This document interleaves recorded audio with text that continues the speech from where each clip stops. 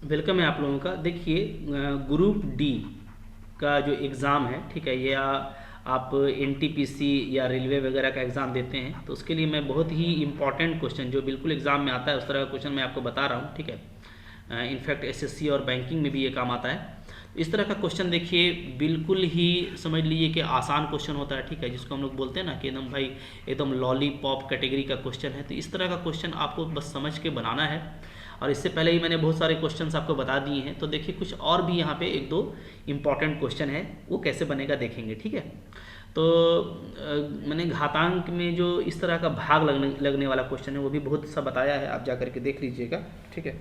अभी देखिए यहाँ पे बोलता है 4 का पावर 19 प्लस 2, ठीक है, किस संख्या से पूर्णतः विभाजित होगी। इस तरह का क्वेश्चन भी आपको एग्जाम में पूछता है ना। तो आपको हम तरीका बताए थे, ठीक है, उसी तरीका पे हम लोग यहाँ पे भी काम करेंगे, ठीक है। कैसे करेंगे देखिए, तो हम आपको बताए थे पिछले लेक्चर में कि यहाँ पे कौन सा पावर है सो देखना है आपको। जैसे यहाँ पे क्या है, ये आप देखेंगे कि ऑड संख्या यानी विषम संख्या है, ठीक है। तो विषम संख्या के लिए हम आपको बताए थे क्या लेंगे कि 1 लीजिएगा या तो 3 लीजिएगा, और सम संख्या के लिए 2 लेते हैं या तो 4 लेते हैं, ठीक है। यहाँ पे विषम है तो अगर हम 1 लेते हैं तो 4 का पावर 1 होगा प्लस 2 हो जाएगा, तो ये कितना हो जाएगा, ये आपका हो जाता है 6, ठीक है। अब देखिए 6 से मेरा काम क्या बनेगा, तो 6 से मेरा काम नहीं बनेगा। हम कोई भी संख्या यहाँ पे देखेंगे जो मेरा ऑप्शन में दिया हुआ है, तो 6 छोटा है, 6 को भाग नहीं कर पाएगा, तो ये नहीं, इससे काम नहीं बना। उसके बाद हम क्या करेंगे, हम लेंगे 4 का पावर 3 लेंगे, ठीक है, दूसरा वाला। तो 4 का पावर 3 प्लस 2 कितना हो जाएगा, तो 4 का पावर 3 प्लस 2 हो जाएगा आपका 64 प्लस 2 66, ठीक है। अब आप बारी बारी से देखिए, तो 12 से 66 का भाग नहीं लगेगा, 11 छक 66 भाग लग जाएगा, यानी 11 जो है वो इस संख्या को पूर्णतः विभाजित कर देता है, यानी जो दिया हुआ प्रश्न है उसको भी ये विभाजित करेगा। तो इस तरह का लॉजिक हम पिछले वाले लेक्चर में भी बताए थे, आप जा करके उसको जरूर देखिए अगर नहीं देखे हैं तो, ठीक है, बहुत मज़ा आएगा, एक क्वेश्चन तो श्योर आता है। देखिए दूसरा है ये आपका कि ये दिया हुआ है, ये किस संख्या से पूर्णतः विभाजित होगा। ये तो बहुत आसान है, इसमें आप पहले ऐसे कीजिए कि यहाँ पे आप देखेंगे कि 4 का पावर 41 को आप कॉमन ले लीजिए, ठीक है। तो इसमें 1 बचेगा, यहाँ पे 1 4 बचेगा, यहाँ पे 4 का पावर 2 बचेगा, ठीक है, यहाँ पे 4 का पावर आपका 3 बचेगा, ठीक है। ये हो क्या रहा है, ये हो रहा है 4 का पावर 41 गुना 1 और 4 5, ठीक है, 1 प्लस 4 प्लस 4 चौका 16 और 64 कितना हो जा रहा है, 64 16 80 और 5 85, तो 4 का पावर 41 गुना 85, ठीक है। अब आप चेक कर लीजिए, 14 से तो 85 कटेगा नहीं, 17 से कट जाएगा, 17 बचे 85, यानी बी वाला आपका आंसर सही है, ठीक है। तो इस तरीके से आपको बनाना होता है एग्जाम में, बहुत जल्दी जल्दी क्वेश्चन बनता है, और इस तरह का क्वेश्चन बनाने में आपको बिल्कुल भी टाइम नहीं लगेगा, ठीक है, बहुत मज़े से बनाएंगे। देखिए फिर देखिए यहाँ पे क्वेश्चन है कि भाई 12, क्वेश्चन नंबर मेरा ये 12 है, ठीक है। इस कड़ी में क्या है कि 100 और 400 के बीच कितनी संख्याएं हैं जो 5 एवं 7 से पूर्णतः विभाजित है, दोनों से। तो दोनों से जब दोनों से पूछे ना तो आप दोनों का एलसीएम निकाल लीजिए, तो दोनों का एलसीएम निकालिएगा 5 और 7 का, तो कितना आएगा, तो 35 आएगा, ठीक है। अब आप क्या कीजिए, 35 से भाग कीजिए, 100 को भाग कीजिए 35 से, तो 100 को आप भाग कीजिएगा 35 से, तो भागफल देखना है, ठीक है। यहाँ पे शेषफल का काम नहीं है, भागफल का काम है।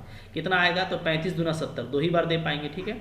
फिर 400 को भाग कीजिएगा 35 से, तो कितना आएगा भागफल, तो 35 से का 35, 5 50, 35 से का 25, यही आता है भागफल, ठीक है। तो हम लोग को क्या करना है कि इन दोनों को जो है जोड़ देना है, ठीक है। एक में 11 आया है और एक में कितना आया है, 2 आया है, ठीक है ना।